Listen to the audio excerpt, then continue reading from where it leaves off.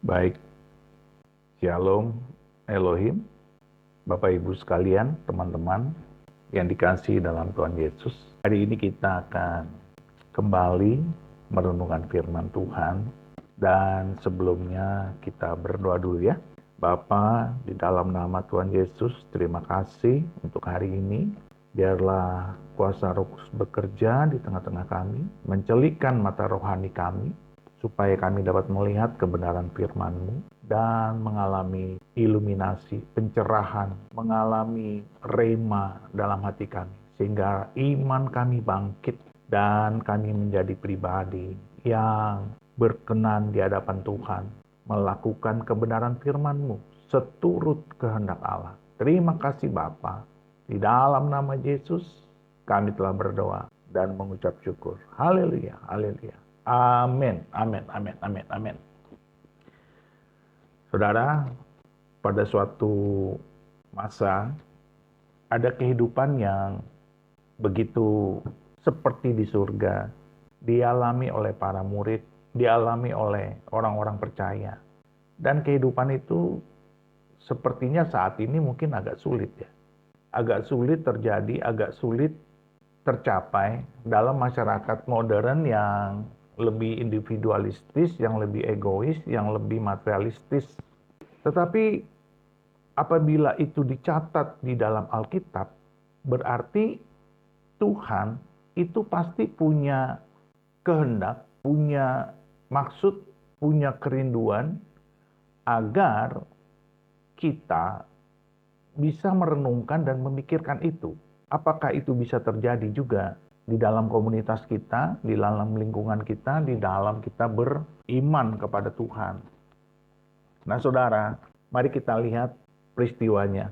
Ya, peristiwa ini tercatat di Kisah Para Rasul, pasal 2, ayat 41 sampai dengan 47. Sebelum peristiwa ini terjadi, telah dicatat di Kisah Para Rasul 2, ayat yang keempat, bagaimana Roh Kudus turun atas para rasul, atas para murid. Jadi, saudaraku, sebenarnya kehidupan yang seperti di surga ini, seperti surga turun ke bumi, itu dimulai, itu direncanakan, dirancang oleh karya Roh Kudus. Jadi tanpa Roh Kudus, tanpa kuasa daripada Allah sendiri dalam Roh Kudus, yang turun bekerja dan memenuhi umat, orang-orang percaya, para rasul, para murid pada masa itu, maka peristiwa kejadian di dalam Kisah 2 ayat 41 sampai 47 ini tidak mungkin terjadi. Tetapi pertanyaannya adalah, apakah kita sekarang hidup dipenuhi Roh Kudus? Itu persoalannya. Kalau saudara dan saya hidup tidak dipenuhi Roh Kudus, maka kita skeptis dengan peristiwa ini. Maka kita tidak percaya, kita tidak yakin, kita merasa ini adalah kesia-siaan yang tidak mungkin terjadi karena kita ini individualis, karena kita ini egois, karena kita hidup di masa zaman yang penuh dengan materialistis. Nah saudara, inilah yang harus terjadi dalam hidup kita. Saya percaya, orang percaya dipanggil untuk menjadi berkat. Itu kehendak Allah. Karena Tuhan berkata apa? Hendaklah engkau menjadi terang dan garam. Ketika kita menjadi terang dan garam, maka di situ ada suatu iman, suatu keyakinan, suatu kepercayaan di dalam kita bahwa kita harus menjadi seperti kehendak Allah. Kalau Allah berkata, jadilah berkat, jadilah terang, jadilah garam, maka kita otomatis di dalam iman kepercayaan kita yakin kita harus menjadi seperti itu. Dan ketika kita melihat jemaat mula-mula dipenuhi Roh Kudus, maka mereka, kita lihat ya, orang-orang yang menerima perkataannya itu memberi diri dibaptis Dan pada hari itu jumlah mereka bertambah kira-kira 3.000 jiwa. Yang pertama, kalau Roh Kudus turun, maka kuasa Allah bekerja di dalam diri orang percaya, dan orang percaya itu diberikan suatu kuasa, kekuatan yang baru, suatu peristiwa adikodrati ketika orang percaya bersaksi, ketika orang percaya berkata-kata tentang Injil, tentang Yesus Kristus, tentang firman Allah, sabda Allah, maka perkataannya itu penuh dengan kuasa. Dan perkataan yang penuh dengan kuasa itu membuat telinga orang lain yang mendengar, orang-orang yang mendengar berita Injil itu menjadi percaya. Kita tidak tahu bagaimana itu bisa terjadi, tapi itulah kuasa Roh Allah. Maka dikatakan di situ, jumlah mereka bertambah kira-kira 3.000 jiwa setelah menerima perkataan dari para rasul, terutama saat Simon Petrus berkhotbah, saat Simon Petrus bersaksi, saat Simon Petrus memberitakan Injil. Tetapi berita Injil itu disampaikan oleh Simon Petrus ketika ia telah dibaptis oleh Roh Kudus, ketika ia telah dipenuhi oleh Roh Kudus, ketika ia di Kisah Rasul pasal 2 ayat yang keempat dipenuhi oleh Roh Allah. Dikatakan di situ, maka penuhlah mereka dengan Roh Kudus, lalu mereka mulai berkata-kata dalam bahasa-bahasa lain seperti yang diberikan oleh Roh itu kepada mereka untuk mengatakannya. Jadi saudara, kita melihat bahwa ketika Roh Kudus memenuhi umat Allah, orang-orang percaya, maka yang pertama sekali orang-orang percaya ini, anak-anak Tuhan ini, dia akan bersaksi. Perkataannya tentang Injil, perkataannya tentang Yesus, perkataannya tentang sabda Allah, itu penuh kuasa. Dan membuat para pendengarnya percaya. Lalu bersedia dibaptis. Itu yang terjadi yang pertama di ayat yang ke-41. Jadi kita mencatat ketika seseorang dipenuhi Roh Allah, maka dia akan bersaksi, akan berkata-kata. Ada sebuah kerinduan yang besar di hatinya untuk menyaksikan kuasa Allah, untuk menyaksikan kebenaran firman Allah, untuk menyaksikan kabar baik, untuk memberitakan Injil, agar semua orang diselamatkan. Itu kehendak Allah. Lalu kita lihat lagi peristiwanya, bagaimana kehidupan seperti di surga ini. Mereka bertekun dalam pengajaran rasul-rasul dan dalam persekutuan. Dan mereka selalu berkumpul untuk memecahkan roti dan berdoa. Saudara lihat, seseorang kalau dipenuhi Roh Allah pasti senang berdoa. Seseorang kalau dipenuhi Roh Allah pasti rindu untuk merenungkan firman Allah. Jadi kalau ada anak Tuhan, orang Kristen, iya kan, tidak suka berdoa, tidak suka merenungkan firman Tuhan. Orang-orang percaya ini yang mengaku percaya Yesus tapi tidak suka berdoa, tidak suka merenungkan firman Tuhan. Aneh juga ya. Kok bisa? Anak Tuhan gak suka berdoa. Anak Tuhan gak suka merenungkan firman Tuhan. Dia gak tahu sabda Allah. Dia gak tahu Injil. Dia bahkan tidak pernah baca. Aneh juga. Karena ketika kita melihat firman ini, Alkitab berkata, mereka bertekun dalam pengajaran rasul-rasul. Artinya anak-anak Tuhan ini siap untuk memahami sabda Tuhan, siap untuk merenungkan firman Tuhan. Anak-anak Tuhan ini memang mau belajar, mau diajar, mau mengerti, mau lebih dalam lagi mengenal Tuhan Yesus. Kalau kita hanya melakukan liturgi, rajin ke gereja, rajin ibadah, ikut kur dan sebagainya, tapi tidak memahami, tidak mau belajar Alkitab, apakah kita dipenuhi Roh Allah? Jadi ciri yang kedua setelah dipenuhi Roh Allah adalah mereka bertekun dalam pengajaran rasul-rasul. Jadi setiap orang Kristen seharusnya gerejanya memuridkan, pendetanya, gembalanya, pastornya, rohaniawannya memuridkan umatnya. Mengajar, mendewasakan, mendidik jemaatnya semakin paham, semakin mengenali Kristus lebih dalam. Kan banyak sekarang yang tidak mau diajar dan tidak mau dimuridkan. Rajin ke gereja, rajin ibadah, rajin ikut kur, ya kan? Liturgi semuanya diikuti, jadi aktivis di gereja, tapi nggak baca Alkitab, tidak mau belajar Alkitab. Ini berbahaya untuk sebuah iman yang tidak ditumbuhkan, yang tidak dikembangkan, yang tidak berakar dalam. Bagaimana kita bertemu dengan jemaat yang dewasa. Ini berat, saudara.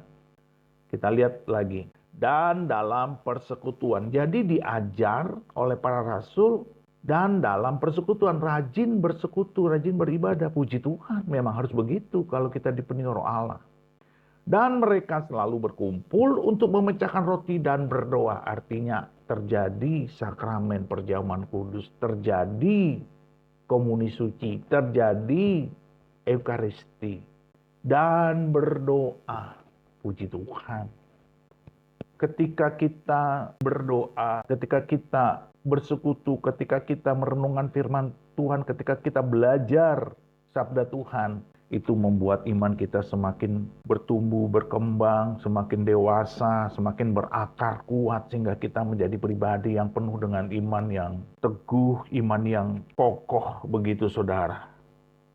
Kita tidak mudah diombang-ambingkan dengan pengajaran yang bidat, sekte, pengajaran yang aneh-aneh. Kita penuh keyakinan, kita yakin dengan keselamatan kita, karena kita begitu percaya.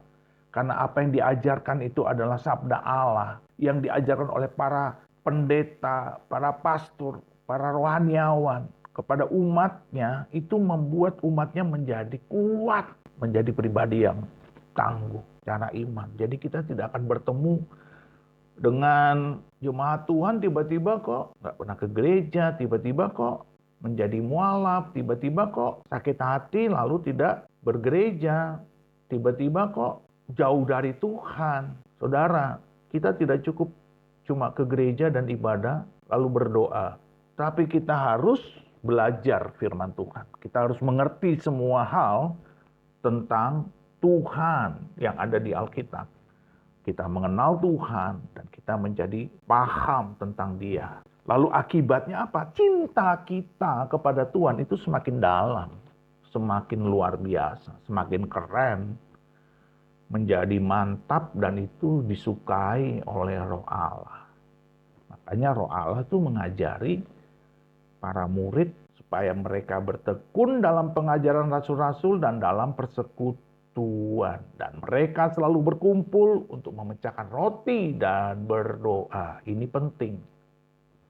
Lalu berikutnya, ciri berikutnya adalah maka ketakutanlah mereka semua, sedang rasul-rasul itu mengadakan banyak mukjizat dan tanda. Sekarang ini saudara, masih ada gereja Tuhan yang nggak percaya kepada mukjizat dan tanda-tanda ajaib, tanda-tanda heran. Bahkan masih banyak pendeta, rohaniawan, para pastor yang tidak percaya dengan mukjizat. Aneh kan? Padahal di Alkitab banyak peristiwa-peristiwa mukjizat yang bukan hanya Tuhan Yesus lakukan, tapi juga para murid kerjakan. Memang itu semua bukan kekuatan, kehebatan para murid. Itu semua karena karya Roh Kudus. Roh Kudus sudah dicurahkan, para murid sudah dibaptis dengan Roh Kudus.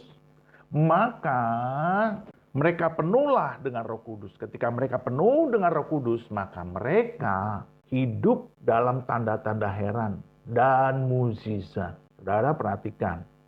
Mukjizat tidak terjadi tanpa sebab. No.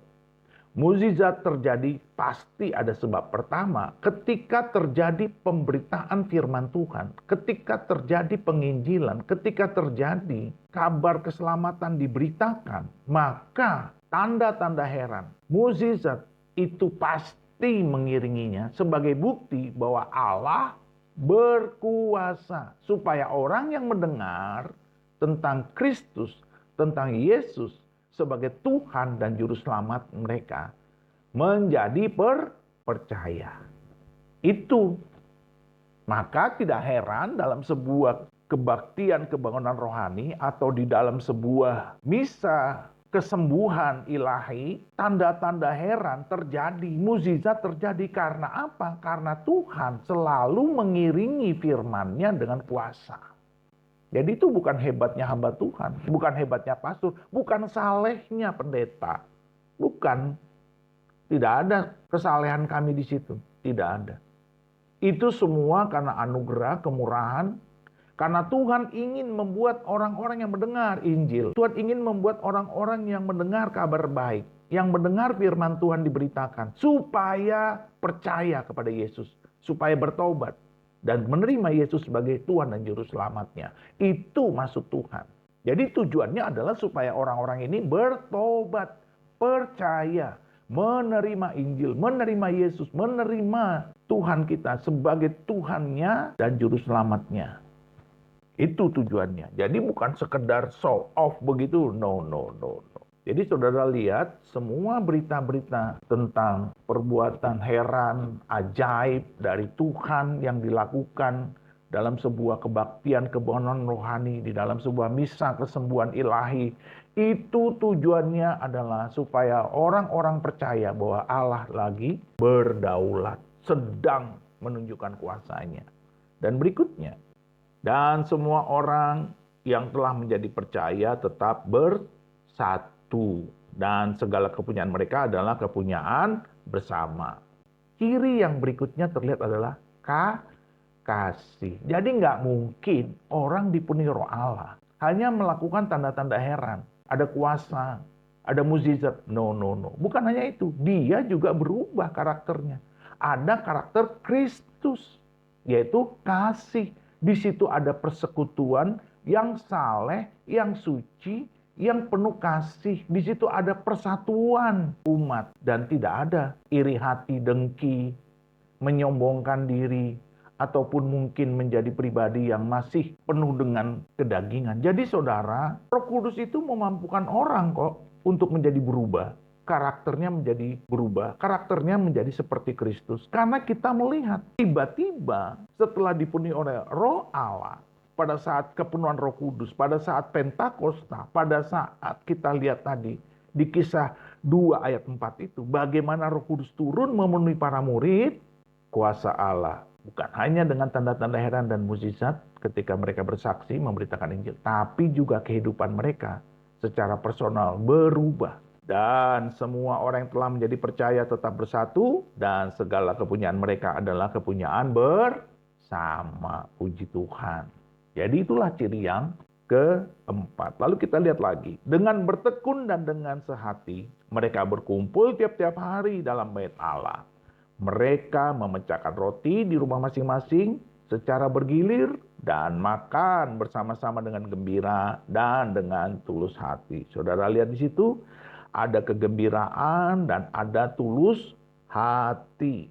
Jadi saudara, mereka memecahkan roti di rumah masing-masing secara bergilir. Ini luar biasa. Terjadi sebuah persekutuan umat yang penuh kasih. Jadi inilah ciri daripada gereja yang dipenuhi Roh Allah. Kalau sekarang kita melihat gereja som-som kuku, kasihnya menjadi dingin, ini berarti gereja belum dipenuhi Roh Allah. Belum dipenuhi Roh Kudus. Sekarang kita sering mengabaikan Roh Allah, sering mengabaikan Roh Kudus walaupun tidak kelihatan. Bagaimana kita mengabaikannya? Ya terlihat dari cara kita hidup berjemaat, cara kita hidup bertetangga, berkeluarga, cara kita hidup berbisnis, cara kita hidup bermasyarakat. Tidak ada kasih, tidak ada buah roh.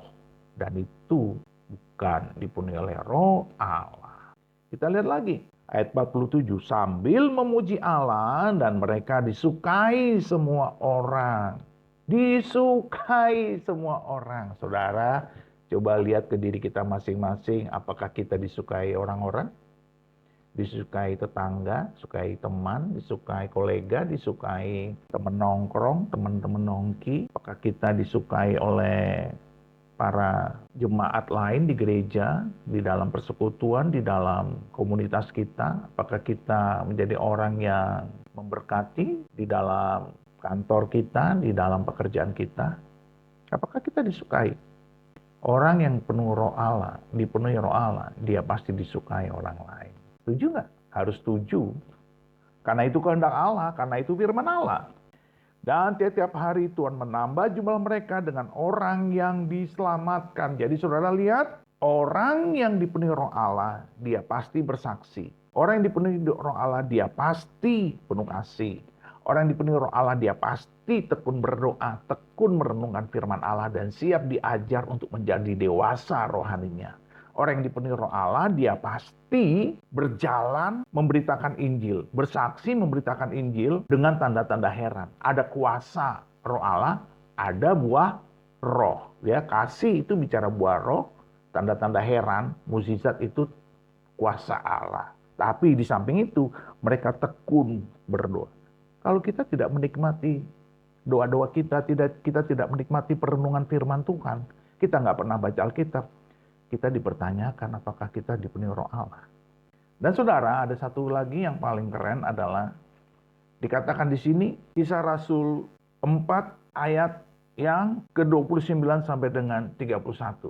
Demikianlah firman Tuhan. Dan sekarang ya Tuhan, lihatlah bagaimana mereka mengancam kami, dan berikanlah kepada hamba-hambamu keberanian untuk memberitakan firman-Mu. Ulurkanlah tangan-Mu untuk menyembuhkan orang, dan adakanlah tanda-tanda dan mukjizat-mukjizat oleh nama Yesus hamba-Mu yang kudus. Dan ketika mereka sedang berdoa, goyanglah tempat mereka berkumpul, dan mereka semua penuh dengan Roh Kudus. Lalu mereka memberitakan firman Allah dengan berani. Keren kan? Jadi orang kalau dipenuhi roh Allah itu doanya tuh penuh dengan keberanian untuk supaya orang lain diselamatkan walaupun mereka terancam nyawanya. Tidak ada takutnya. Sebab apa? Sebab mereka kan dipenuhi roh Allah. Kalau dipenuhi roh Allah pasti ada kasih. Dan di dalam kasih tidak ada ketakutan. Jadi orang itu karena mengasihi jiwa-jiwa ini harus diselamatkan, maka dia berdoa dengan penuh keberanian supaya orang-orang ini diselamatkan. Mereka minta supaya mereka berani memberitakan Injil. Tujuannya cuma satu, supaya orang-orang ini diselamatkan. Jadi keberanian memberitakan Injil, mereka berdoa seperti itu, tujuannya supaya orang lain diselamatkan. Ini baru jadi berkat, ini baru jadi terang, ini baru jadi garam. Inilah saudara ciri khas daripada sebuah kehidupan yang dipenuhi roh Allah. Di mana ketika roh Allah berdiam di dalam komunitas, berdiam di dalam gereja, berdiam di dalam persekutuan, berdiam di dalam umat Tuhan, maka roh Allah itu mengubah seluruh mentalitas, seluruh karakter, seluruh model pelayanan, seluruh ketakutan, seluruh ketidakberdayaan menjadi berdaya, menjadi berani, menjadi penuh kasih, menjadi rindu dan tekun merenungkan firman Tuhan, rindu dan tekun berdoa, mengasihi jiwa-jiwa. Itu keren banget. Ikutannya adalah kuasa Allah bekerja dalam hidup mereka. Itulah ikutannya. Jadi bukan sesuatu yang diutamakan. Kuasa Allah bekerja itu pasti, karena Injil itu harus berbarengan dengan kuasa Allah. Maka kalau kita melihat pemberitaan-pemberitaan Injil, pasti banyak sekali mengalami kesembuhan-kesembuhan, tanda-tanda heran dan mukjizat. Karena itu kehendak Allah, supaya orang-orang percaya dan menjadi bertobat. Kita tidak usah peduli dengan orang-orang yang tidak percaya. Bagaimana surga pernah turun dulu di Kisah Para Rasul. Pada jemaat mula-mula, ketika Pentakosta terjadi, ketika Roh Allah memenuhi para umat, para rasul, para murid mula-mula, dan itu membuat mereka berbeda. Jadi, kalau kita memberitakan Injil, dengan kuasa dan tanda-tanda heran, itu memang kehendak Allah. Kita nggak usah peduli dengan orang yang nggak percaya. Tapi kita berjalan sesuai kehendak Allah. Kemana kita dituntun Allah, kemana kita dituntunnya untuk memberitakan Injil. Pasti banyak orang yang butuh Yesus. Di dunia ini semakin banyak kejahatan, semakin banyak penyesatan, semakin banyak penyimpangan, semakin banyak kekacauan, semakin banyak absurditas. Tuhan semakin menunjukkan kuasa-Nya. Tuhan semakin menunjukkan kasih-Nya. Tuhan semakin bergerak, bekerja, bergerilya, menampilkan orang-orang percaya yang sungguh-sungguh mengasihi Tuhan untuk menjadi berkat, menjadi terang, dan menjadi garam. Itulah saudara dan saya yang percaya, katakan amin.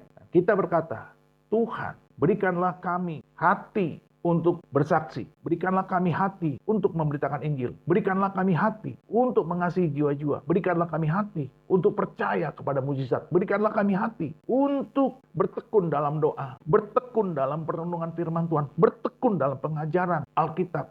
Supaya iman kami bangkit, supaya hidup kami dipenuhi dengan roh Allah, supaya kami Tuhan berapi-api dalam roh kami untuk melayani-Mu, mengasihi-Mu, mencintai jiwa-jiwa yang terhilang, supaya mereka Tuhan, orang-orang ini yang sedang lapar, sedang haus akan kebenaran, yang lapar dan haus akan Engkau, diselamatkan. Berikan kami keberanian, karena kami tahu tanpa kuasa roh Allah, tanpa pertolongan roh-Mu ya Tuhan, kami nggak punya keberanian. Di dalam nama Yesus. Haleluya, haleluya. Amin, amin, amin, amin. Keren sekali saudara. Tuhan berkati kita semua. Dan terus maju bersama Tuhan. Tuhan berkati kita semua. Haleluya. Amin, amin, amin, amin.